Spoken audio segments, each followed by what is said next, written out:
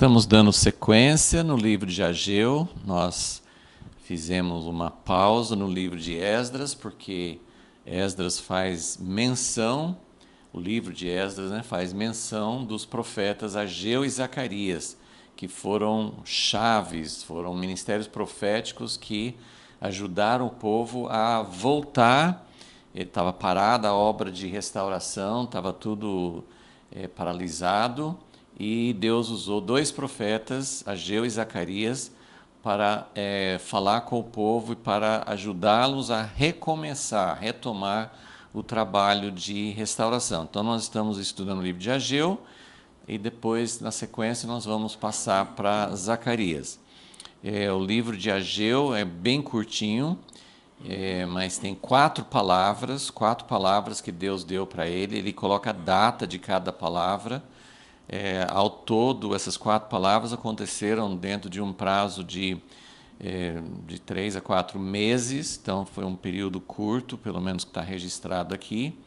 Zacarias já tem mais conteúdo, mais profecias, profetizou por mais tempo.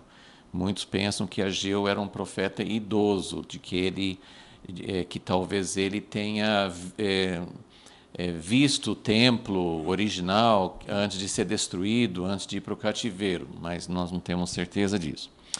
Hoje nós vamos olhar para a terceira profecia, a terceira palavra. São quatro palavras, e a primeira e a terceira falam do mesmo tema, e a segunda e a quarta também falam do mesmo tema. Então é uma espécie de alternância, de paralelos. Então a primeira palavra que nós já estudamos no capítulo 1, o foco é mais ou menos igual ao foco dessa palavra que nós vamos estudar hoje. Então vamos orar, vamos pedir que o Senhor nos ajude, assim como o povo daquela época atendeu bem rápido. Parece que eles estavam bem dispostos a ouvir a palavra de Deus, diferente de muitas outras mensagens proféticas na Bíblia, que parece que o povo rejeitava. Jeremias, principalmente, e Ezequiel também, eles eram muito rejeitados, eles falavam, mas o povo não ouvia. Mas aqui com Ageu, o povo atendeu muito rápido, houve uma correspondência, e que nós possamos também ter esse mesmo coração. Senhor, nós te agradecemos por tua fidelidade em enviar profetas, mesmo quando nós estamos nos distanciando, talvez quando estamos com uma direção errada, uma motivação errada, um coração errado. O Senhor tem sido fiel ao longo de toda a história, enviando profetas, alertando, advertindo, fazendo o povo acordar e voltar aos trilhos, voltar à palavra que o Senhor tinha dado, a direção que o Senhor tinha dado. E nós pedimos que o Senhor faça isso conosco e que o Senhor use até mesmo essa palavra que vamos estudar hoje no livro de Ageu, para que nosso coração também seja tocado por Ti, para voltar e para entrar nos eixos, para entrar no ponto onde o Senhor quer nos conduzir e nos abençoar. Pedimos isso em nome de Jesus. Amém. Ok, então estamos no livro de Ageu, no versículo 10. Então, ele dá a data ao 24º dia do 9º mês. Então, vamos recapitular. A primeira palavra foi dada no primeiro dia do 6º mês. Então, mês 6. A segunda palavra foi dada quase 2 meses depois, no 7º mês e no dia 21 do 7º mês. O 6º mês é um mês antes daquele mês 7º, que é cheio de festas. Dia 20, a segunda palavra, dia 21 do 7º mês, é no último dia, no final da terceira e última festa do 7º mês e do ano. Então, era no final das festas. Deus deu essa segunda palavra que ficamos algumas aulas analisando. Segunda palavra que Deus deu para Ageu, que falava sobre a glória da última casa, sobre o grande abalo, sobre o que Deus iria fazer com essa casa, apesar de ser uma casa bem mais simples e inferior à casa que Salomão edificou. Agora, a terceira palavra é 2 meses depois da segunda, e mais de 3 meses, né, quase 4 meses depois da primeira palavra. Então, no 7º mês, dia 21. Agora é o 9º mês, 2 meses depois, no dia 24. Então, um pouquinho mais de 2 meses depois da segunda palavra. Então, para a gente se situar. Outra coisa que eu vou mencionar, antes de seguir aqui, é sobre a gente saber em que momento, que mês que foram dadas as palavras. É interessante porque tem a ver com as festas e tem a ver com o ano agrícola, com as plantações, com as colheitas. E as festas eram ligadas ao ano agrícola, né? As datas específicas das festas durante o ano, dos dias separados, dos dias designados para celebrar ao Senhor, para estar diante do Senhor, eram dias vinculados em paralelo com as épocas do ano agrícola. Então, o que está acontecendo aqui? Esse 9º mês não é muito mencionado na Bíblia. Esse 9º mês corresponde, porque os meses judaicos não correspondiam exatamente aos nossos meses do calendário gregoriano, mas essa data aqui do 9º mês correspondia ao mês de dezembro. Essa época, então, depois, o 7º mês era o mês do final da colheita. Começava a colheita, plantio começa agora no 9º mês, mas assim, a Páscoa no 1º mês já tinha uma pequena colheita, as primícias da colheita de cevada. Depois, o 3º mês de Pentecoste era a época da colheita dos grãos, né, de trigo. E o 7º mês era o mês de colheita dos frutos, das coisas que eram mais demoradas, né? Do vinho, do azeite, e aqui ele vai falar até de outras frutas também. Então, o 7º mês é o final da colheita e é o começo das chuvas. Então, nessa época de dezembro, já seria assim um pouco depois das chuvas que vinham, e que era a época de plantio dos grãos. Então, essa época de dezembro já era a época que eles teriam feito, pelo calendário, eles teriam feito já o plantio dos grãos que iam começar a vir alguma colheita na época da Páscoa. Então, é só para a gente entender, porque ele faz referência a algumas coisas aqui nessa palavra. Então, agora vamos ver o que é o conteúdo dessa terceira palavra. Então, a palavra de Deus veio no 2º ano de Dario, no 24º dia do 9º mês, por intermédio do profeta Ageu.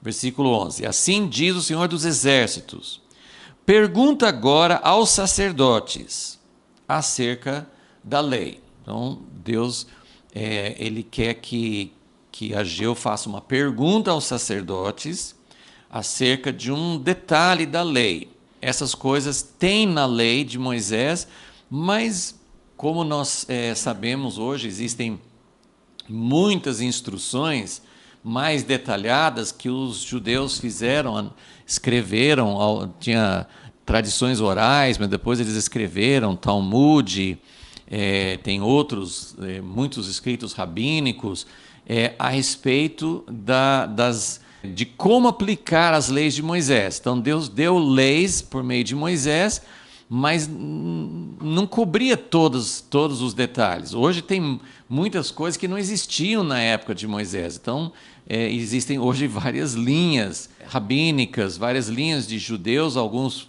acreditam de uma forma, outros de outra, assim, porque a Bíblia não fala se você pode subir num elevador no sábado ou não. A Bíblia não fala sobre vários aspectos da vida moderna, tinha aplicação das leis que nem sempre eram inspirados por Deus, né? Tanto que tem instruções divergências, uns falam uma coisa, outros falam outra coisa. Mas aqui, basicamente, o que ele vai perguntar para os sacerdotes está na lei de Moisés, mas tinha que ter uma resposta. Os sacerdotes tinham essa função. Os sacerdotes eles tinham que estudar a lei e eles tinham que conhecer o Senhor. Eles tinham que ter essa sabedoria de Deus para entender, porque Deus até colocou essa provisão. No livro de Deuteronômio, acho que no capítulo 17, Deus fala assim, olha, se tiver uma situação difícil, vocês vão procurar os sacerdotes e os juízes, mas principalmente os sacerdotes a respeito de perguntas, de coisas que não sabiam resolver na aplicação da lei. E a gente tem esse exemplo no próprio Moisés, que recebeu as coisas de Deus. Quando alguém ia perguntar para Moisés, ele ia perguntar para Deus. Ele não falava assim, eu já sei. E isso é uma coisa assim, essa humildade, essa necessidade de consultar o Senhor é algo que é meio raro hoje, né? Porque as pessoas que estudam a Bíblia geralmente acham que já sabem, que já têm a resposta. Tem muitas respostas por aí que não correspondem àquilo que Deus realmente quer. Então, mas a lição daqui não era tanto assim, se eles iam perguntar para Deus ou não. Ele queria tirar era uma espécie de parábola, não exatamente assim, tinha uma aplicação, como nós vamos ver aqui.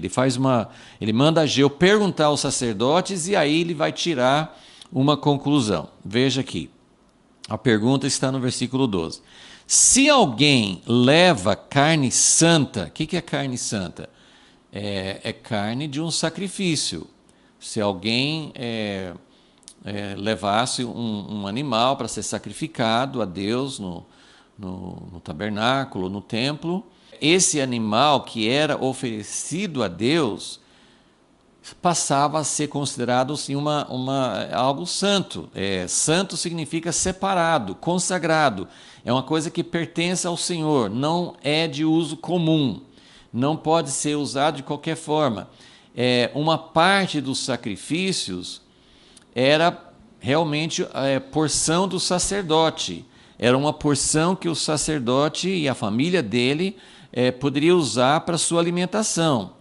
Só que algumas partes, existiam várias regras, né, mas algumas partes do sacrifício que o sacerdote comia tinha que ser comido dentro de uma área santa do tabernáculo ou do templo, porque era uma coisa separada para Deus e não podia, qualquer pessoa não podia comer daquilo. Então tinha várias regras e várias normas, mas o princípio era esse. Uma carne santa. O que é uma carne santa? É algo que tinha sido consagrado ao Senhor e que poderia ser usado por sacerdotes, mas com regras, e não era qualquer pessoa, era uma coisa santa. Se alguém leva carne santa na aba do seu vestido, e com a sua aba, então era embrulhada assim numa parte... É uma coisa meio estranha para nós, eu não posso dizer exatamente como é que funcionava isso, mas uma carne santa era envolta, né, era embrulhada assim numa parte de uma vestimenta santa. Então a carne era santa e a vestimenta era dos sacerdotes, era uma vestimenta que já tinha sido separada para o uso de Deus também. Se alguém leva carne santa na aba do seu vestido, e com essa aba, então não é a carne tocando diretamente numa outra coisa, mas esse tecido que embrulhava a carne, se esse tecido tocasse em pão, ou em guisado, ou no vinho, ou no azeite, ou qualquer outro mantimento. Então, é uma carne consagrada tocando por meio de uma roupa em volta, tocando em algum outro alimento, pão, ou uma outra carne, ou vinho, ou azeite, ou qualquer outro tipo de alimento, será que esse outro alimento ficaria santificado? E os sacerdotes responderam não. Então, bem simples, bem resumido, essa carne santa, embrulhada numa roupa santa, não tinha o poder de tornar um outro alimento santo. E o que é santo? É separado para o uso de Deus, uma coisa que não é mais para o uso comum. Quando Ana pediu a Deus um filho, e Deus deu a ela o filho Samuel, ela consagrou o filho a Deus, e para ela um filho consagrado a Deus não podia ficar com ela, tinha que ser entregue ao sacerdote, tinha que ser criado, tinha que ser separado para o serviço de Deus desde pequeno. Então, ser consagrado, ser santo, então, nosso assunto hoje é santificação e contaminação, e às vezes nós temos uma ideia assim do que é ser santificado, a santificação na nossa vida, na nossa conduta. E é claro que tem muitas ramificações, mas o sentido da santificação é ser separado para Deus, é ser para o uso de Deus, não é para qualquer outro uso, um uso comum. Tanto é que, por exemplo, tinha uma regra que se uma carne santa se colocasse numa vasilha de barro, aquele vaso, aquela vasilha de barro tinha que ser quebrado, porque ele não podia, se era um vaso de pedra ou uma coisa mais forte, poderia ser bem lavado. Você não podia usar algo para Deus e depois passar a usar para a sua cozinha comum, para outras finalidades. Então, essa é a ideia, algo separado para Deus. E na conclusão, assim, a ideia da pergunta é, uma coisa santa, um objeto santo, ele não tem a capacidade de santificar um objeto comum. É isso que eles perguntaram para os sacerdotes, os sacerdotes falaram não dá para uma coisa santa passar a sua santidade apenas pelo contato, passar essa santidade para um outro objeto, ok? Aí vem a segunda pergunta, versículo 13.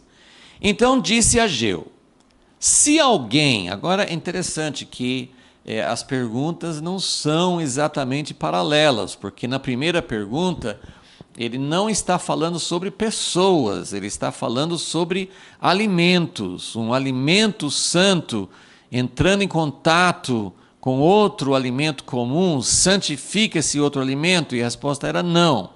Mas a segunda pergunta não é uma coisa impura contaminando uma coisa pura, é pessoas, né? Eu nem sei dizer por que tem essa diferença de referências aqui, mas a segunda pergunta é de pessoas.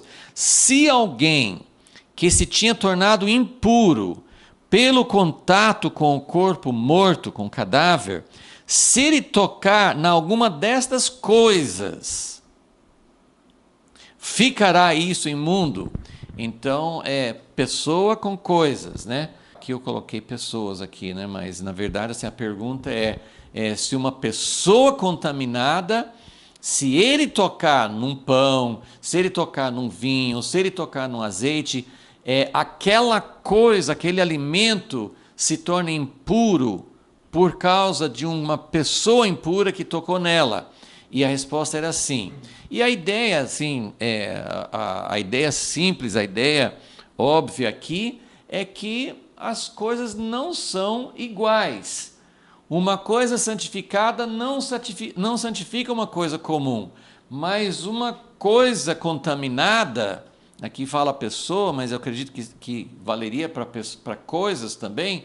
Se você pegar uma coisa contaminada, ou principalmente uma pessoa contaminada, só de tocar, e se você lê em Levítico as regras sobre a lepra, uma pessoa leprosa, a casa ficava contaminada, a roupa ficava contaminada, Então, tudo que tocasse, qualquer pessoa que tocasse num cadáver, então tem muitas regras sobre essa contaminação.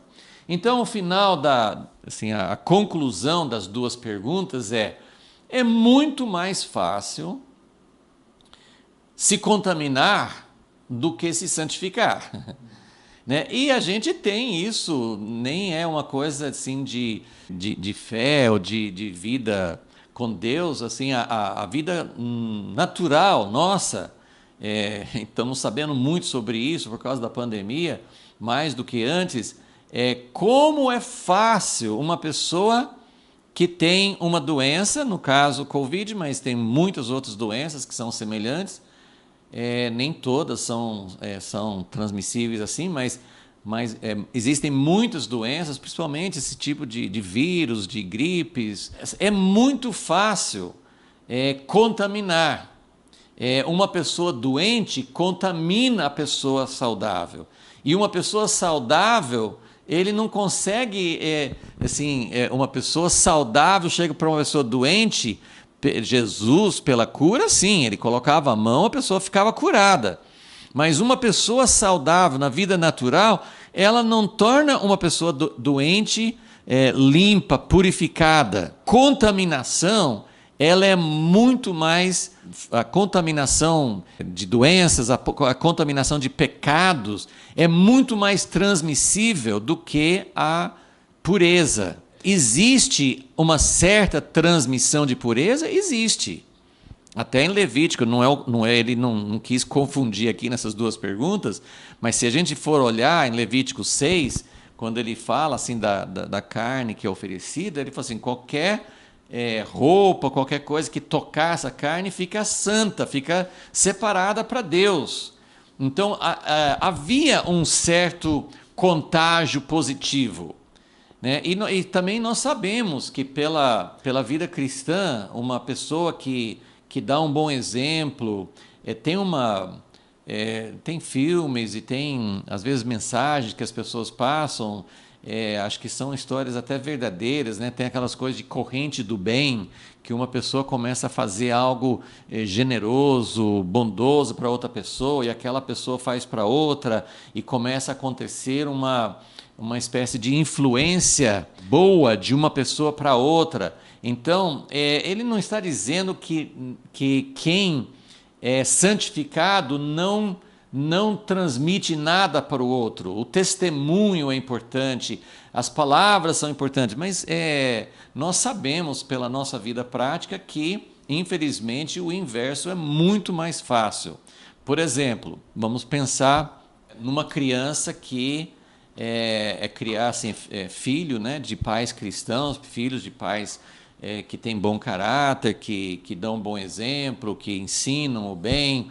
Né? Então, uma criança, ela recebe boa influência no lar, o tempo todo. Né? Isso nem sempre acontece, né? Mas vamos imaginar uma criança que só tem boa influência dentro de casa. Nunca escuta os pais brigando, nunca ouve uma palavra de ódio, de preconceito, nunca vê nos pais uma atitude de egoísmo e tal. Aí essa criança, então, ela recebe uma influência boa, ela recebe ensinamentos, mas ela vai para a escola ou ela convive com outras crianças e instantaneamente ela escuta um palavrão, ela vê um exemplo muito negativo, ela absorve isso rapidamente. Por quê? Porque existe essa tendência dentro da nossa natureza caída. Então, ela aprende muito mais rápido. É impressionante como os pais podem lutar durante anos para gerar um caráter bom, e isso tem bom resultado, claro, mas existem coisas que contaminam. Então, é uma dificuldade. Nós vivemos num mundo caído. Então isso é só para a gente ter essa ideia. Por que Deus fala? Por que nas leis de Deus, essa coisa assim de pureza, de impureza, de contaminação, de contágio, né, de uma coisa impura, por que era muito mais, parece que vencia com mais força. E a gente tem, muitas vezes, essa impressão de que no Evangelho de João fala assim, a luz é mais forte do que as trevas. As trevas não conseguem vencer a luz.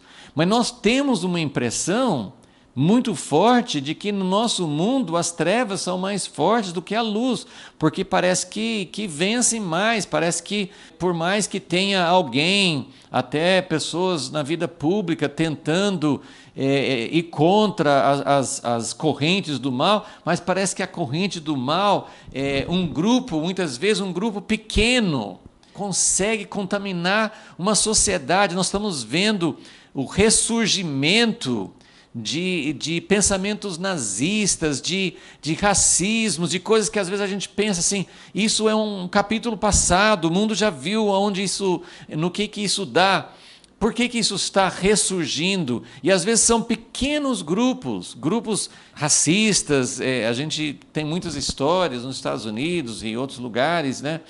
Então, por quê? E a Bíblia fala sobre isso em relação a fermento. Em 1 Coríntios 5, Paulo fala sobre isso. Um pouquinho de fermento leveda a massa toda. Então, parece até uma coisa invencível.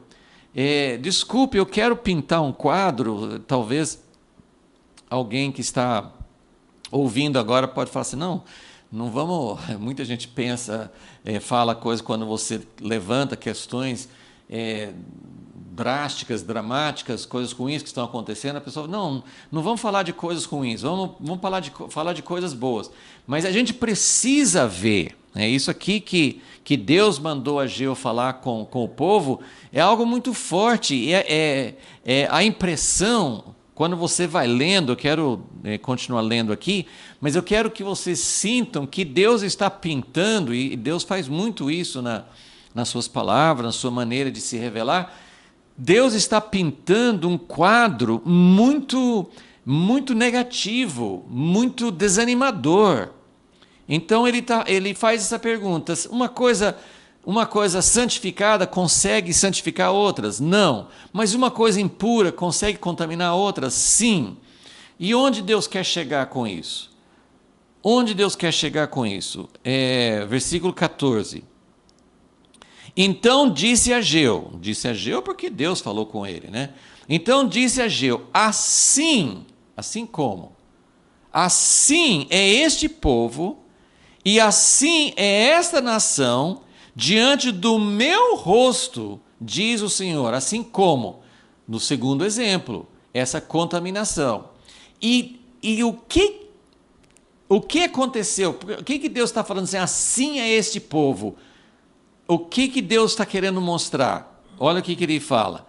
Final do versículo 14 é uma frase muito arrasador. Muito, assim, isso, assim, Deus, então acabou, não tem jeito. Esse aqui é o povo que saiu da Babilônia, ouviu o Senhor chamar, se dispôs a arrancar as raízes, a sair da acomodação, da facilidade que eles tinham lá, voltar para o lugar de Deus, o lugar da terra prometida, mas voltar como um pequeno remanescente, não tem força para resistir os inimigos, não tem recursos para construir uma bela casa para Deus, enfrentou um monte de dificuldades, mas estão lá firme, estão querendo ouvir o profeta, não era um povo rebelde que não queria saber de nada. E Deus fala, olha o que ele fala, assim é este povo e assim é esta nação diante do meu rosto, diz o Senhor. Tudo o que fazem e tudo o que ali oferecem é imundo. Deus, espera aí, dá um desconto aí, por favor. Tem umas coisas boas que a gente faz também. Tem alguma coisa boa. Por que tudo é imundo? Porque o imundo toca numa coisa comum, numa coisa que seria limpa e contamina. Então você tem um contato, e a gente tem isso na pandemia agora. Assim, vai passando de um para outro, vai passando para onde. Assim, por mais que faça, por mais que fique em casa, por mais que use máscara, vai passando, vai passando. Tem gente que nunca sai de casa, mas alguém vem de alguma forma. É muito transmissível. A última variante foi mais transmissível ainda. Então, olha como coisa ruim é transmissível. Olha como as coisas ruins, e aí as coisas boas não, as coisas boas não conseguem fazer na mesma proporção. Então, gente, eu confesso, eu fiquei vários dias essa semana. Essa aqui, até falei com a Maristela, essa aqui é uma passagem que eu lembro desde quando eu sempre li esse texto e eu ficava assim, encucado. Mas Deus, como é que é isso? Uma coisa boa tem menos poder de contagiar para o bem do que uma coisa ruim. E o que isso significa? Porque no final das contas, agora eu vou falar uma coisa boa, no final das contas, essa palavra que Ageu está levando para o povo não é uma palavra e não vai terminar numa nota ruim. Então fiquem sossegados que a palavra vai terminar numa nota boa. Mas a gente não pode entender essa nota boa sem entender todo esse alicerce. Antes de Deus falar, Deus tem um recado para dar. Essa parte aqui é uma espécie de parábola, uma alegoria, e é necessário para entender o que vem depois. Deus vai dar uma palavra, vai falar sério com eles, mas antes ele falou assim, olha, eu quero que vocês entendam esse princípio.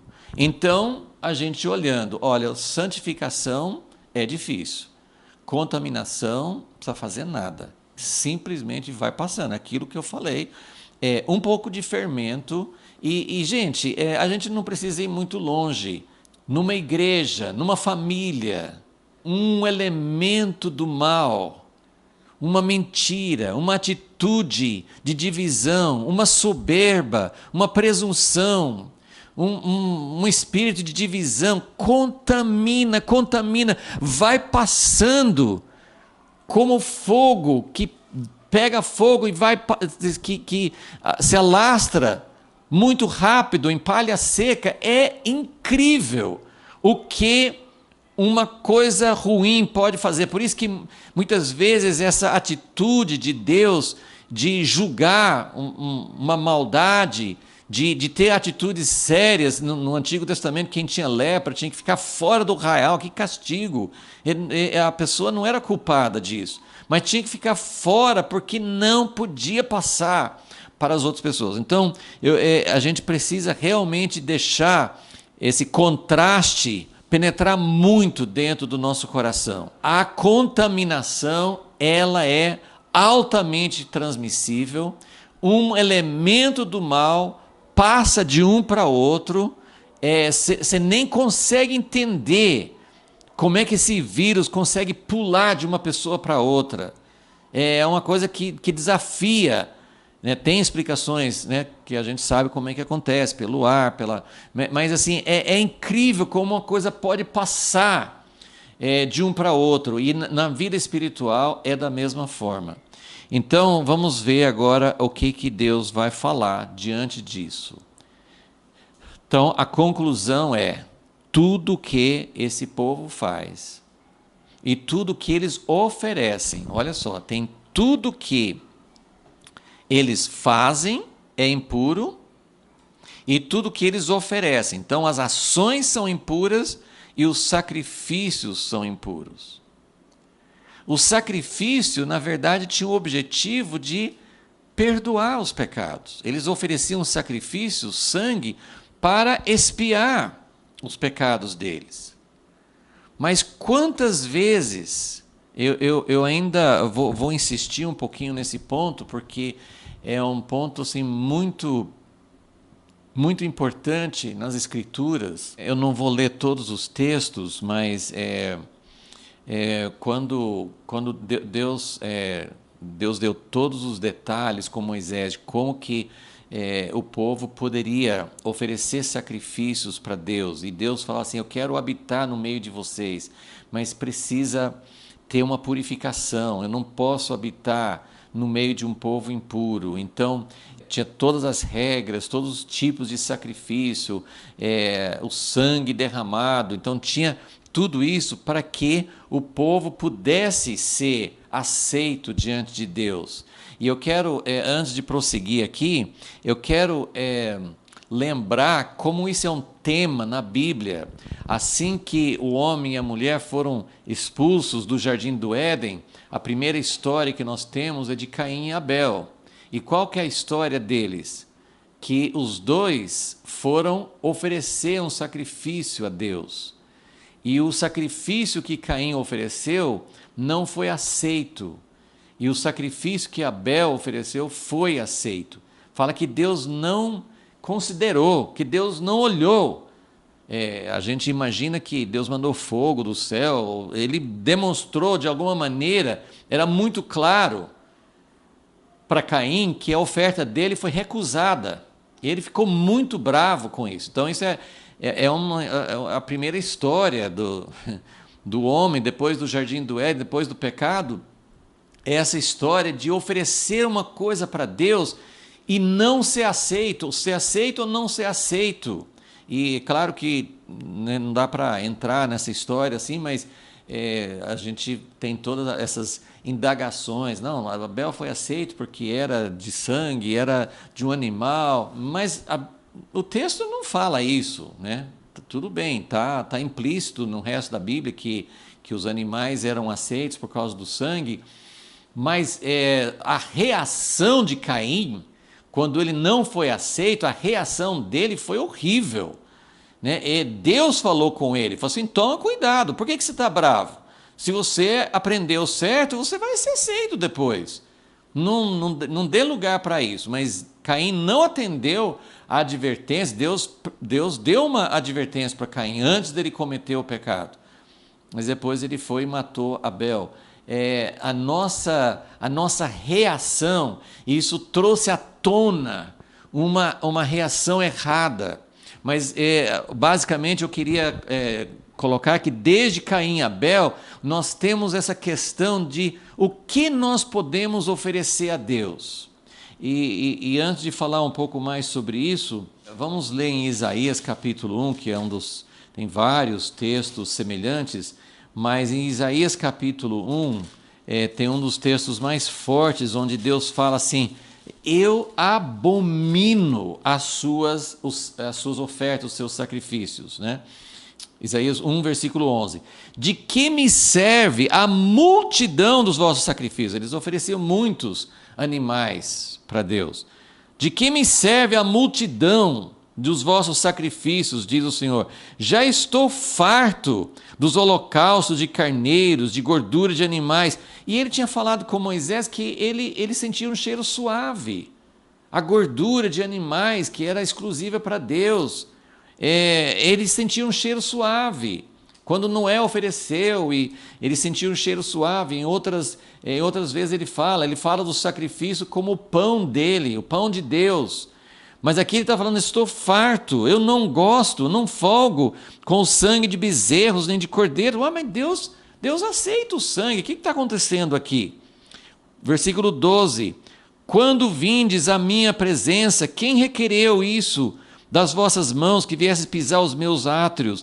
Não continueis a trazer ofertas vãs. O incenso, outra coisa que trazia um cheiro suave para Deus, o incenso é para mim abominação. Também as luas novas, os sábados, tudo coisa que Deus falou assim: eu gosto disso, eu quero que vocês façam isso.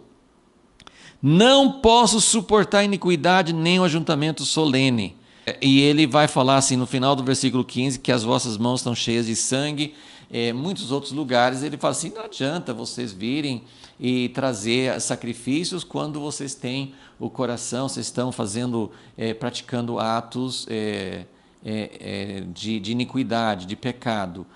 Eu vou citando alguns textos aqui só para confirmar. Provérbios 15, versículo 8. Provérbios 15, versículo 8 fala que o sacrifício do ímpio é abominável ao Senhor. Então, e aí tem um livro de Malaquias que praticamente o livro inteiro está falando sobre a mesma coisa. Assim, não quero que vocês continuem trazendo sacrifícios, porque vocês estão desprezando. Ele fala em Malaquias 1 que os sacerdotes estão colocando sacrifícios imundos no altar de Deus. E ele fala até de animais que são defeituosos, que Deus não queria uma coisa com defeito, mas a ideia é a atitude do coração. Ele falou assim, vocês estão vindo, vocês desprezam, vocês acham que servir a Deus é um enfado, eu tenho que ir de novo, eu tenho que ler a Bíblia de novo, é um enfado, é uma coisa pesada, é uma coisa penosa para mim. Ou se não é penoso, é uma coisa corriqueira, uma coisa assim que você faz assim de uma forma corriqueira, sem ter o coração. Então, a Bíblia está cheia de coisas que mostram assim, o que Deus gosta, o que Deus não gosta. Mas a ideia aqui, que eu quero frisar aqui com esse texto de Ageu, é que ele fala assim, tudo que vocês fazem é impuro. E tudo que vocês oferecem é impuro. A gente pode até pensar assim, nesse momento que Ageu está falando, eles tinham um altar restaurado. Eles já tinham um altar restaurado. Então você pode pensar, eles poderiam pensar, o altar foi consagrado a Deus, o altar é santo, o que eu ofereço ali naquele altar é santo também. E é mais ou menos isso que Deus está falando assim, e Deus já tinha falado pelos profetas, se vocês têm um coração impuro, o que vocês oferecem é impuro também. Então, e isso é uma coisa que ninguém escapa. É aquela história assim, não tem um justo, nenhum sequer. A ideia assim é uma total incapacidade que nós temos de servir a Deus com pureza. Essa conclusão de Deus em Ageu 2,14 é uma coisa assim arrasador, porque tudo que você faz, tudo que a nação faz, e isso aqui é mais do que individual, é uma coisa coletiva. Isso aqui é a nação como todo, porque há uma contaminação, uma coisa vai contaminando a outra. Então, isso aqui é uma coisa importante para a gente entender. Então, todos os sacrifícios, eles podem ser contaminados, e aí, ainda que você ofereça no altar, ainda que você ofereça para Deus, você está oferecendo uma coisa impura. Você não é aceito diante de Deus, ok? Então vamos agora continuar um pouquinho mais no texto, né, na mensagem que Deus deu para Ageu. Então vamos ver o que ele vai falar agora, versículo 15, Ageu 2,15. Agora considerai o que acontece desde aquele dia. O que ele quer falar, ele usa uma... Primeiro eu quero chamar a atenção a uma expressão que ele usa aqui no versículo 15. Essa expressão é a mesma que ele usou no capítulo 1. Ele usa essa palavra, essa exortação, 4 vezes em Ageu, nesse livro de Ageu. Vamos só dar uma olhadinha rápida para a gente entender a expressão que ele está falando, que isso nos ajuda a entender a força do que ele está falando com o povo. Em Ageu 1, está no versículo 5 e está no versículo 7. Na minha tradução aqui está traduzido assim: aplicai os vossos corações. Aplicai os vossos corações. Versículo 7, aplicai os vossos corações. Aqui no 2,15, ele é traduzido como considerai. Agora, considerai o que acontece. Ele vai falar de novo no versículo 18, no final. Considerai nestas coisas. A palavra significa considerar, aplicar o coração, pensar bastante, tenha realmente um coração profundo para entender, assim, não é para a gente ir levando a vida. Deus está falando através do profeta Ageu, assim, pense, observem, considerai os seus caminhos. Eu quero rapidamente ler um texto em Lamentações 3, que ele usa também essa palavra, que acho que fica talvez um pouco mais fácil de entender. E é uma palavra forte, é uma palavra que diz, olha, é preciso considerar, é preciso pensar. Deus não quer que a gente passe com cegueira, assim, sem entender o que está acontecendo. Lamentações 3, versículo 40. Esquadrinhemos os nossos caminhos. Examinar, esquadrinhar.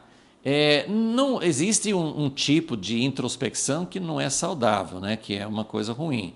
Mas o que ele está falando aqui é para a gente pensar. E vocês precisam pensar nos seus caminhos. O que vocês estão fazendo? Vocês precisam considerar, ponderar, pensar. Esquadrinhemos os nossos caminhos, coloquemos-los à prova, colocar os caminhos à prova e voltemos para o Senhor. Então, o que ele está dizendo é que a gente precisa pensar. E Deus está chamando em Ageu, assim, gente, preste atenção, dê uma olhada no que está acontecendo. Vocês precisam pensar, ponderar, considerar os caminhos. Então, 4 vezes, e essas duas palavras são bem semelhantes, né? A primeira do capítulo 1 e agora essa terceira do capítulo 2, ele está falando de uma forma bem, assim, chamando a atenção. Pense bem, pense nos seus caminhos, olha o que está acontecendo, né?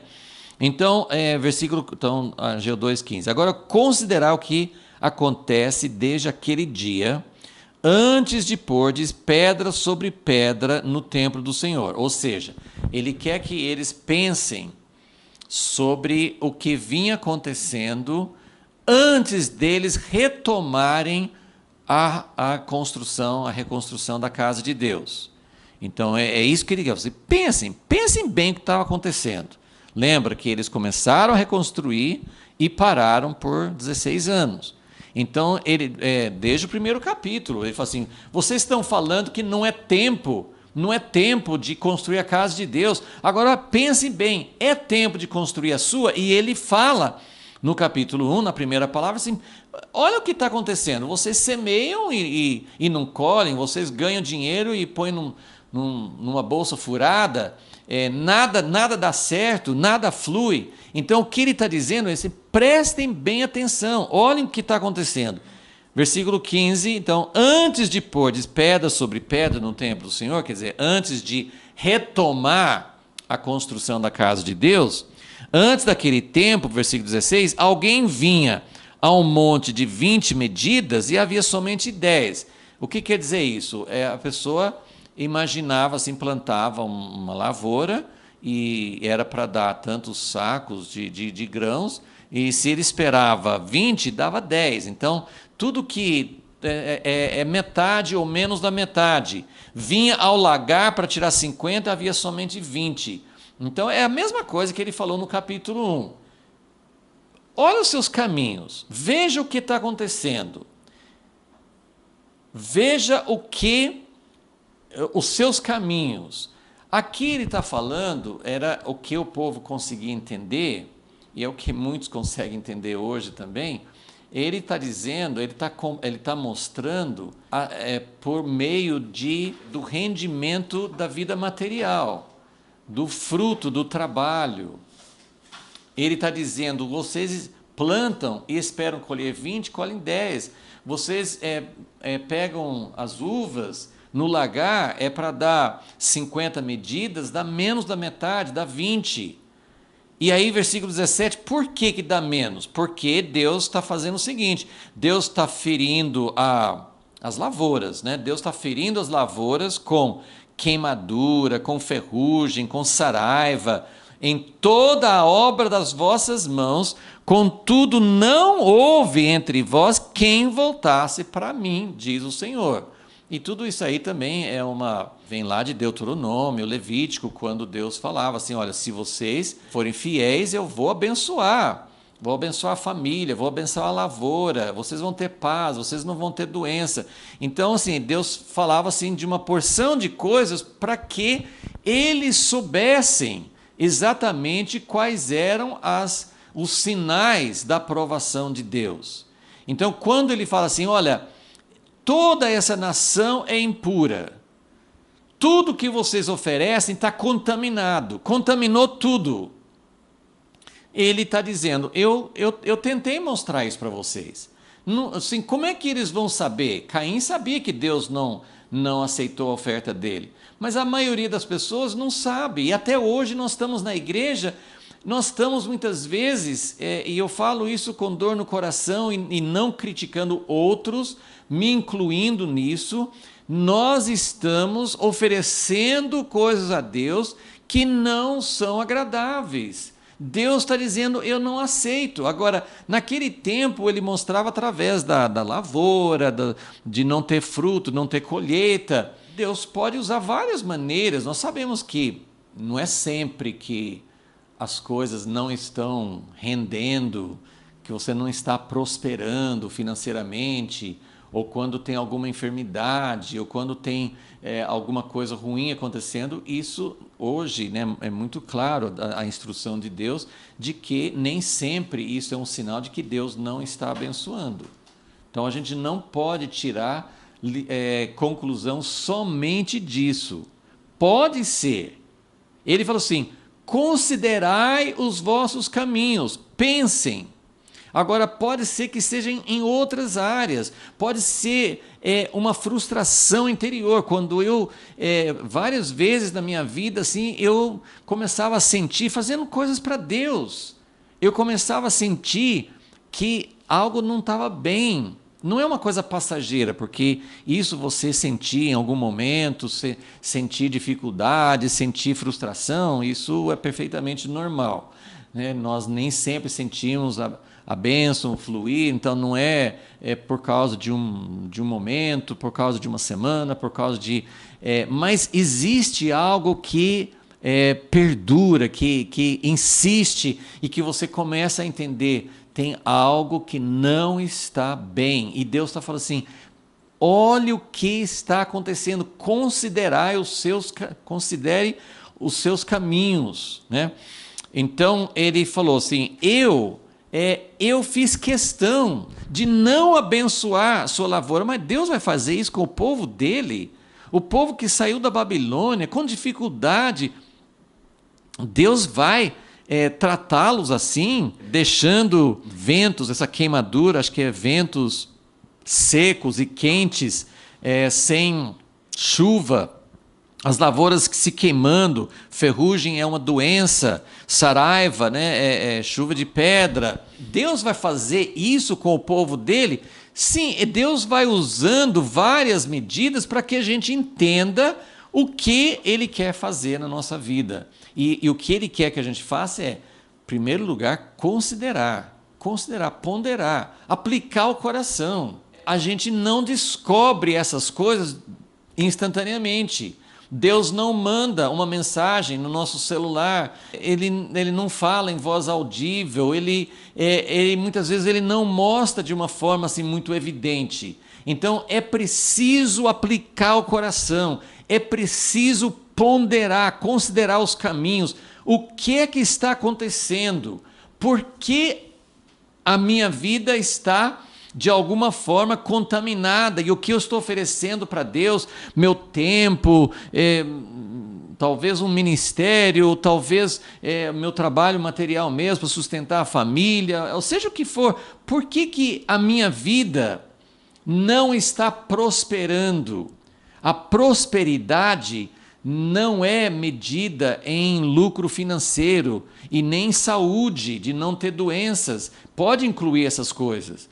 Mas a prosperidade é a nossa alma estar bem diante de Deus.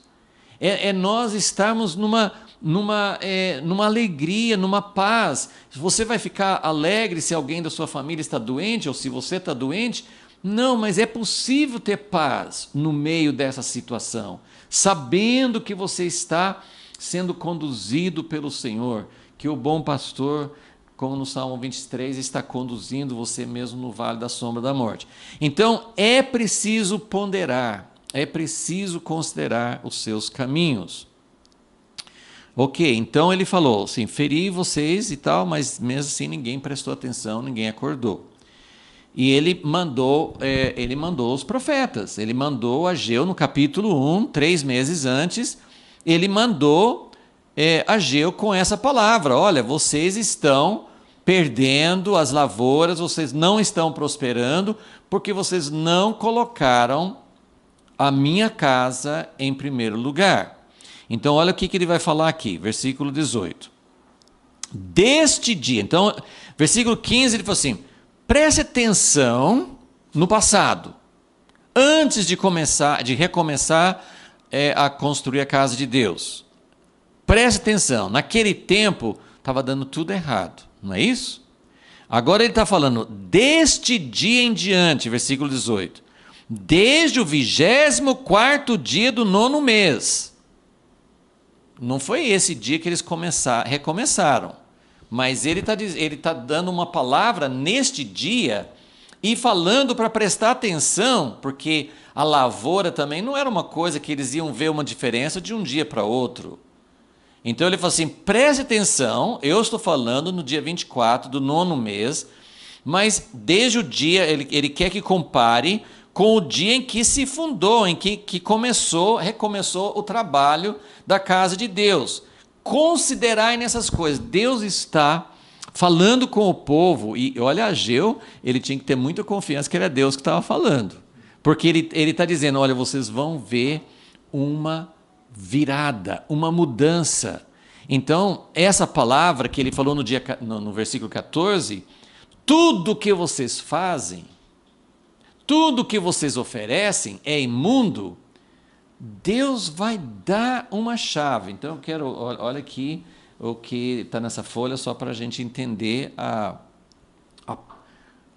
base que Deus deu, o contexto que Deus deu para essa fala, e a pergunta aqui. Para santificar é difícil, porque o contato com uma coisa santificada parece que a santificação não pega tanto quanto uma coisa contaminada pega. Mas aí a pergunta é, será que existe alguma chave? Será que existe, assim como tem uma contaminação, um contágio horrível, e tudo pega, e no versículo 14, toda essa nação, tudo que eles fazem é contaminado, mas será que tem um jeito de mudar isso? Se é tão difícil de purificar, qual a nossa saída, Deus? E Deus dá uma saída, Deus dá uma saída nessa passagem. Não é muito claro, eu fiquei assim, pensando e meditando e pedindo a Deus, o que o Senhor quer falar? Qual que é a esperança? Se a impureza se transmite de forma tão rápida e toda a nação está impura, e eu posso dizer, Deus, realmente parece. Eu considerando não só os meus caminhos individuais, mas olhando para a igreja de maneira geral, eu acho que está acontecendo isso. A gente espera que Deus abençoa e não tem essa bênção de Deus.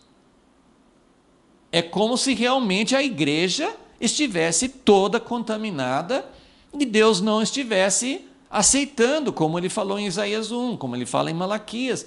Parece que o que nós estamos oferecendo para Deus está igual a Caim. Deus não está olhando para a nossa oferta. Deus não está sendo atraído.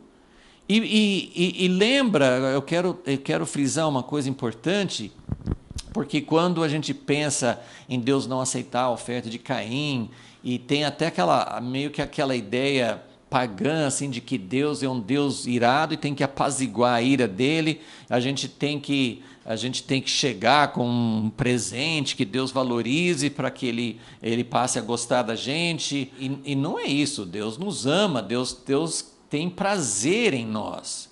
A oferta que vai agradar a Deus é essa relação.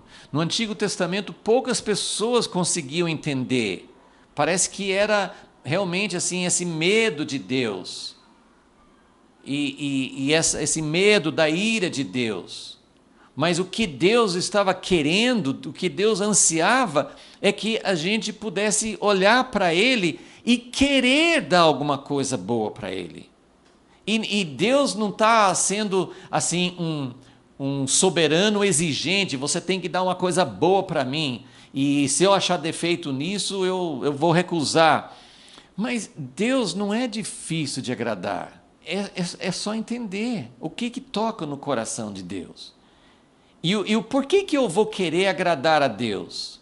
Não para que Ele não me consuma em ira, mas para que eu possa ter Deus morando perto de mim, para que nós possamos ter Deus habitando perto de nós.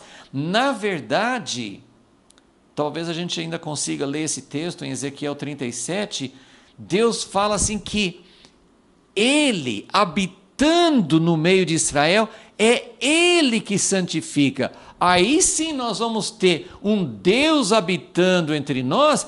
Aí a santificação vai pegar, porque ficar perto de Deus, a santificação, a pureza dele vai pegar em nós.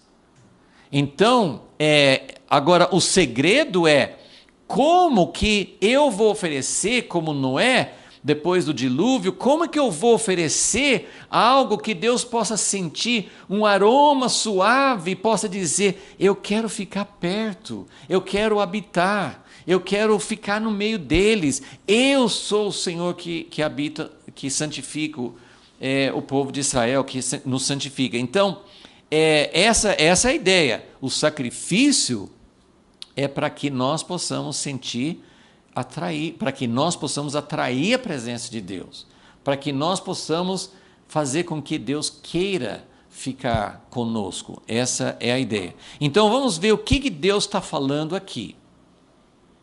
Então ele fala assim, olha, eu quero que vocês prestem bem atenção. Lá atrás, tudo dava errado. Vocês saíram da Babilônia, vieram para a terra, já restauraram o altar, mas as coisas não estão dando certo ainda. O que é que está faltando? E aí ele fala assim, eu quero que vocês prestem atenção. E o que você consegue entender dos versículos 18 e 19, que é o final dessa terceira palavra. Ele fala assim, deste dia em diante, desde o 24º dia do 9º mês, ou melhor ainda, desde o dia em que vocês recomeçaram a construir o templo do Senhor. Considerar, preste atenção nas coisas. Vocês ainda têm semente no celeiro, versículo 19? Até agora, a videira, a figueira, são os frutos deste final de ano, né, que já era para ter dado fruto. Até agora, a videira, a figueira, a romeira e a oliveira não têm dado seus frutos. Mas eu tenho boas notícias. Desde este dia vos abençoarei. E é como ele falou na segunda palavra, no início do capítulo 2. Eu estou com vocês. Eu estou com vocês. Então, gente, eu vou voltar aqui a uma folha que nós fizemos nesse primeiro capítulo de Ageu, quando estudamos a primeira palavra, porque a mensagem é a mesma. E eu quero que vocês, eu quero que Deus nos ajude a entender o que Deus queria falar com esse povo. O povo já estava reconstruindo a casa de Deus. Essa palavra que Deus deu para Ageu, essa terceira palavra, ele estava contente que o povo tinha recomeçado, mas ele queria que eles entendessem um princípio. E falou assim, olha, toda essa nação é impura, e tudo que oferece é impuro, mas tem uma chave, tem algo que pode mudar isso. E é impressionante, claro que nada com Deus é uma formulazinha, uma chavezinha, fala essas palavras, faz 1, 2, 3, né? As coisas com Deus são de relacionamento. São coisas muito simples, são coisas do coração. As coisas podem mudar de uma hora para outra. Elas não precisam levar tempo. Só que tem que ser fundo, tem que ser uma coisa de coração. Então, o que Deus falou no capítulo 1 de Ageu? Qual foi a primeira palavra? Vocês estão falando que tem que focar cada um na sua casa. Se você quiser colocar aqui do lado, você pode falar assim, eu. É minha casa, mas assim, o que é o resumo disso aqui? É eu, é viver para mim. Eu tenho que cuidar de mim. Eu tenho que buscar os meus interesses. Eu tenho que viver para minhas realizações. Então, quando o meu centro sou eu, tudo vai dar errado. Ah, mas tem gente que vive para si e não dá errado. Sim, mas isso é uma coisa temporária. A Bíblia fala muito, um dia vai ter um acerto de contas. Na verdade, as coisas não estão dando certo, porque tudo ter sucesso visível, aparente, não significa que está dando certo. E tudo está dando errado visivelmente, não significa que está dando errado. Então, isso que a gente precisa entender. A gente precisa entender que tem outra medida, outro padrão para saber se as coisas estão dando certo. Lá, nessa época, Deus usava coisas muito simples, aparentes e materiais. Mas essa é a ideia, essa é a lição. Ele fez isso com o povo naquela época para que eles entendessem. Se o centro, a força que dirige a sua vida, seu foco, seu sonho, suas energias, seus sonhos, se tudo que você faz é dirigido para você, vai ter seca, falta, perdas, Deus não está com você. Você pode até estar indo bem financeiramente, mas Deus não está com você. Agora, o profeta veio para falar assim, mude o foco. Mude o foco para a casa de Deus. É tempo de fazer a sua casa? Eles falam assim, parece que não é tempo de fazer a casa de Deus.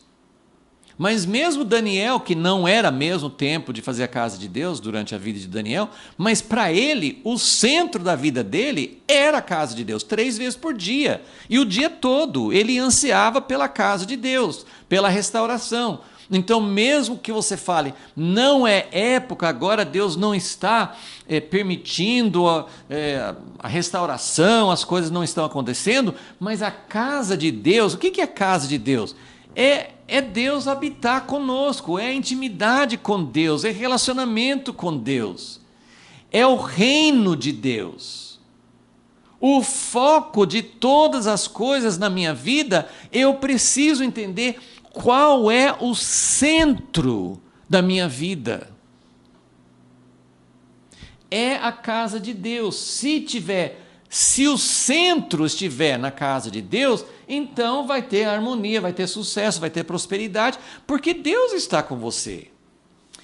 Gente, essas coisas são simples, mas às vezes são difíceis para a gente entender, porque você vai falar assim, mas Deus é contra eu lutar para viver, para ganhar a minha vida, para ter o que eu preciso na minha vida, na minha casa. É errado eu querer lutar para um sonho de uma profissão, de uma vocação, de um ministério, sei lá. É errado eu ter esse foco? Sim, porque é no princípio de Deus. Agora, olha como Deus, tudo que Deus criou, Ele criou dentro do mesmo padrão da divindade, da trindade. É sempre o mesmo padrão. Deus Pai, Deus Filho, Deus Espírito Santo. Nem o Pai, que é a origem de todas as coisas, ele não é centrado em si mesmo. Ele é centrado em se doar. Dentro da trindade, ele quer entregar tudo que ele tem para o Filho. E o Filho deixa tudo para o Espírito Santo fazer. E o Espírito Santo não quer falar de si mesmo, mas fala do Filho. E o Filho não busca glória para si, mas busca a glória do Pai. Então, a Trindade é um padrão de cada um viver para o outro. Então, vamos falar do casamento, que é quando duas pessoas querem fazer uma aliança de viver juntos em amor. Mas o que quer dizer viver juntos em amor? Significa que cada um vai viver para fazer o outro feliz. Tem muita gente que fala assim, eu quero casar para eu ser feliz. E aí que vai ter duas pessoas querendo usar a outra para sua própria felicidade, vai dar briga.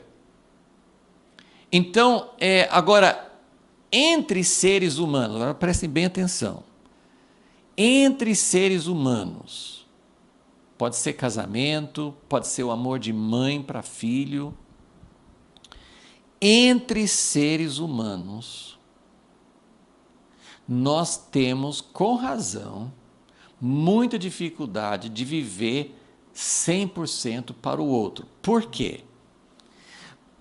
Na divindade, o Filho não tem medo de viver, de dar tudo para a glória do Pai, porque ele tem certeza que o Pai está dando tudo para ele. E o Pai não tem medo de dar as coisas para o Filho, porque ele sabe que o Filho está vivendo para o Pai. Então, entre seres divinos, dentro da divindade, não tem necessidade de ter medo, porque nenhum vai sair perdendo, porque o outro realmente vive para dar. Mas entre seres humanos falhos, a gente tem medo, porque realmente o outro, eu posso tentar dar tudo para o outro, mas o outro não vai dar tudo para mim. E aí como é que faz? A Bíblia mostra que a chave é a gente entrar nessa relação com Deus, porque com Deus você não tem medo de que Deus não vai dar tudo para você. Se você der tudo para Deus, Deus vai dar muito mais para você. Em Malaquias, aquele texto que todo mundo usa para falar do dízimo, Deus fala, faça uma prova de mim.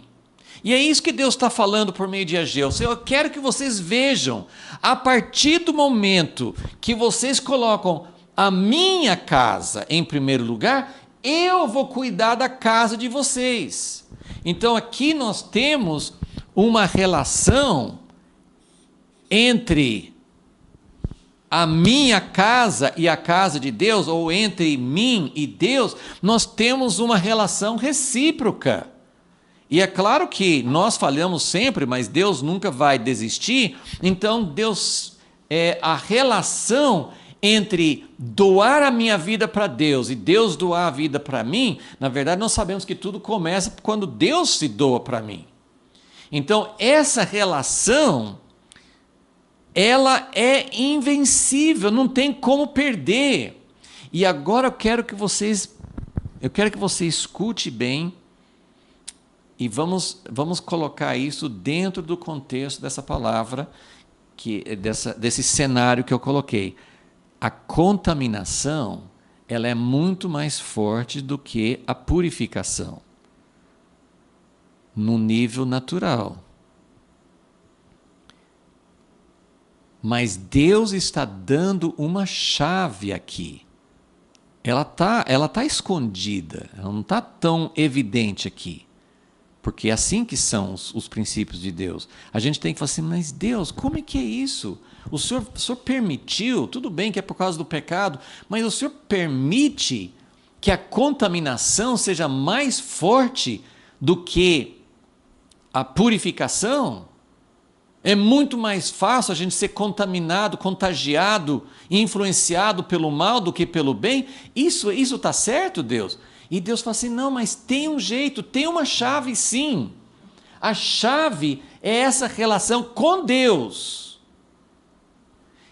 Quando você tem uma relação de doação para Deus, e Deus fala assim, agora eu quero que você ame sua esposa. Mas ela não vai me amar assim. Você não tem importância. Eu te amei assim. E quando você ama sua esposa, quando você ama seu filho, quando você ama o irmão na igreja, quando você ama a pessoa que é perdida no mundo, quando você ama qualquer pessoa, você simplesmente está canalizando essa relação invencível entre você e Deus para outra pessoa. Você não depende do retorno da outra pessoa, porque quando eu amo alguém, o amor de Deus enche o meu coração, eu nunca vou sentir falta de nada. E a coisa mais maravilhosa é que quando ele pintou um quadro impossível, toda essa nação está contaminada, tudo que fazem é contaminado e tudo que oferecem é contaminado. E de repente ele fala assim, mas preste atenção, a partir do dia que vocês resolveram colocar a casa de Deus em primeiro lugar, vai mudar todo o quadro e eu vou abençoar vocês. E isso mostra que nada do que vocês oferecem é impuro, nada do que vocês fazem é impuro, porque tudo vem do centro da vida. Esse centro purifica tudo. E de repente eu entendo que a contaminação não é mais forte do que a purificação. A purificação é mais forte, porque quando você tem um coração puro diante de Deus, que claro que depende dessa relação, é Deus quem planta em nós, mas quando você entra nessa relação com Deus, em que Deus se doa a você e você se doa a Deus, e você começa a colocar Deus no centro da sua vida, isso purifica tudo. Eu fiquei abismado quando eu vi assim, uau, a contaminação não é mais forte. E vamos só pensar assim, estamos finalizando assim, temos poucos minutos, mas uma coisa assim, eu fiquei procurando, pensando, quais são as expressões, devem ter muitas outras, mas assim, qual que é uma expressão que resume essa atitude do coração, que purifica tudo? Eu pensei em Davi, o homem segundo o coração de Deus, que você e eu sabemos muito bem que tinha umas coisas muito sujas no coração de Davi. Ele cometeu pecados horríveis. Mas o que purificou para Deus o coração dele? O fato de que ele queria a casa de Deus, a presença de Deus, a comunhão com Deus, acima de todas as coisas. Salmo 27,4, uma coisa, e eu queria assim deixar essa palavra, uma coisa. Alguns anos atrás, acho que no IHOP, né, Mike Bickle, aquele grupo lá, eles começaram a enfatizar muito assim, one thing, né, uma coisa. Fizeram várias conferências sobre intimidade com Deus, sobre amor por Deus, acima de todas as coisas. Então, essa uma coisa é a fonte sobre tudo que se deve guardar. Guarda o seu coração, porque dele procedem as fontes da vida. A gente sempre fala, o fato de Davi ser um homem segundo o coração de Deus não significa que Deus não se importou com os pecados dele. Davi foi duramente tratado por Deus. Deus não ignorou os pecados dele. Deus não falou assim, como isso acontece muito com políticos e pessoas em posições de poder, as pessoas fecham os olhos para os defeitos dos assessores, dos amigos, dos apoiadores. A pessoa pode aprontar as piores coisas, mas se a pessoa é leal a mim, eu não ligo. Deus não é assim. Deus tratou duro com Davi por causa dos pecados dele. Mas o que purificou, o que tornou Davi aceitável e um homem segundo o coração de Deus foi o fato de que ele colocou Deus. Ele tinha um coração, apesar dos erros, e Deus foi tratando, Deus foi mexendo fundo no coração de Davi, mas o fato de que, acima de tudo, todos os erros, Davi queria Deus. Tanto é que quando o profeta veio e falou assim, você é o homem que pecou, ele aceitou, porque ele tinha um coração maleável, ele tinha um coração para Deus. Salmo 132, o capítulo inteiro, mas os primeiros versículos falam assim, como Davi falou, eu não quero descanso para mim, eu não quero futuro para mim, eu não quero ir atrás de outras coisas para mim, eu quero a casa de Deus. Então, eu só queria lembrar de uma coisa, tem Davi, que falou isso em Salmo 27:4, tem Maria, irmã de Marta, em Lucas 10, 44, 42, Lucas 10, 42, que Jesus falou assim, Marta, não precisa de muitas coisas, na verdade, uma só é necessária. Então tem uma coisa, e essa uma coisa, ela transforma a vida individual e ela transforma a vida coletiva. Quando toda a igreja estiver buscando uma coisa, isso nos santifica. Isso é uma coisa automática? Não, não é automática, tem que ser uma coisa de coração.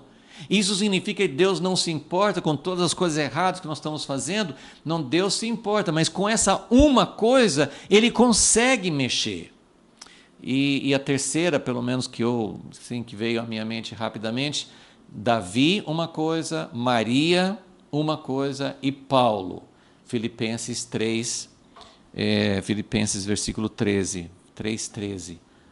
Paulo fala assim, uma coisa eu faço, esquecendo-me de tudo que passou, eu prossigo para o alvo. Tinha uma coisa que consumia, tinha uma coisa que estava dentro do coração dele, que norteava todas as outras. Você vai ser um fanático que não vai trabalhar, que vai ficar orando o dia todo? Não, isso é uma coisa que vai permear a sua vida, vai ser simplesmente algo que vai ser o centro, como o eixo de uma roda.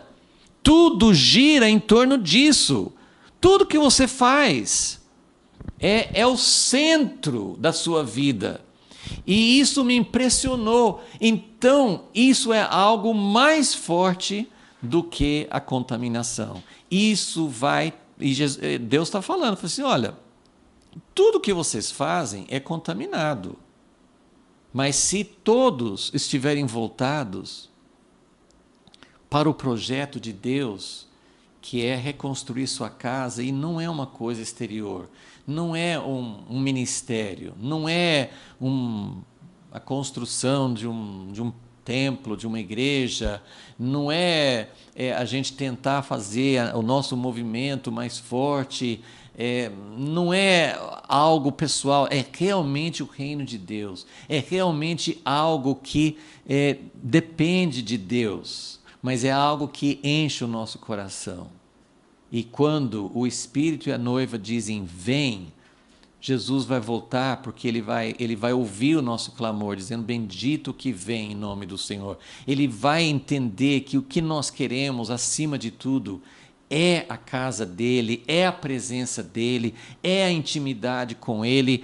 Não tem nada melhor, não tem nada, não tem nenhum projeto, não tem nada na nossa vida que possa ser melhor do que Deus está conosco. Quando Deus está conosco, Ele vai, como fala em Malaquias 3, Ele vai sentar com fogo para purificar o que está dentro de nós. Ele vai tratar das coisas erradas, mas esse é o caminho. Malaquias 3 fala que por meio dele está no meio do povo, ele vai visitar a sua casa, ele vai visitar o seu templo, ele vai purificar todo o mal. E aí ele fala assim, aí por causa disso, o povo de Israel, os levitas vão oferecer sacrifícios agradáveis, aceitáveis.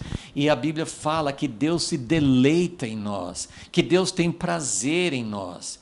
Então, tudo que foi contaminado, tudo que foi esse contágio maligno, tudo é revertido quando tem uma coisa no centro, quando tem uma coisa realmente prevalecendo. E essa é a nossa oração, que Deus possa fazer isso.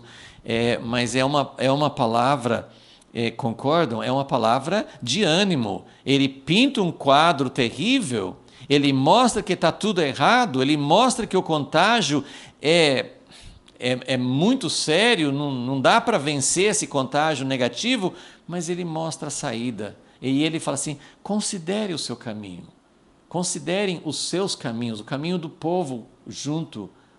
E veja, Deus falou assim, eu vou mostrar, eu vou provar para vocês. Antes desse dia, dava tudo errado. A partir desse dia, tudo entra, tudo se encaixa. A nossa vida, gente, é incrível. A sua vida pode estar totalmente desconjuntado, nada dá certo, nada se encaixa. Se você olhar para Deus, se nós juntos olharmos para Deus e falar assim, Deus, eu quero colocar o teu reino em primeiro lugar. Jesus falou isso, buscai em primeiro lugar meu reino, o reino de Deus e a sua justiça, todas as coisas vão se encaixar. Nós precisamos entender como isso acontece. A gente quer fazer isso de uma forma legalista ou exterior, mas isso é uma coisa interior, isso é uma coisa do coração. E Deus pode nos conduzir. Ele é o mais interessado. Ele vai nos conduzir, mostrar, vamos colocando uma pedra sobre outra na casa de Deus. A pedra viva, os relacionamentos, os vínculos que Deus quer na família, naqueles que estão próximos a nós, isso vai sendo transformado numa casa para Deus, e Deus vai conquistando o nosso coração de tal forma que toda a nossa vida se torna santificada, porque está dentro, está com o centro certo, está na direção certa, tem o alvo certo. Senhor, nós agradecemos a Ti, Senhor. Realmente essa passagem me inculcou durante muito tempo. Por que o contágio do mal é tão forte? Por que nós não temos uma saída? Mas o Senhor mostrou aqui que tem uma saída sim. O Senhor mostrou que tem algo que pode purificar toda a nossa vida, que pode tornar a nossa vida aceitável a Ti, que pode dar liberdade a Ti. Porque quando Maria, ou Davi, ou Paulo colocavam o Senhor como centro, o Senhor não estava dizendo que estava tudo certo na vida deles.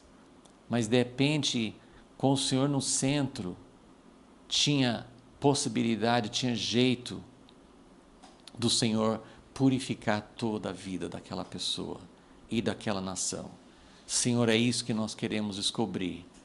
Esse centro que vai nos liberar para ser instrumentos, como aquele remanescente. Deus estava falando, o Senhor estava falando com Ageu, para que o povo realmente ficasse firme diante de Ti, dizendo, o nosso maior projeto, nossa incumbência é reconstruir a casa de Deus, nada pode nos deter. E o Senhor falou assim, então, todas as coisas, as demais coisas eu vou cuidar, que nós possamos realmente entender, que nosso coração possa estar voltado para Ti. Pedimos isso em nome de Jesus. Amém.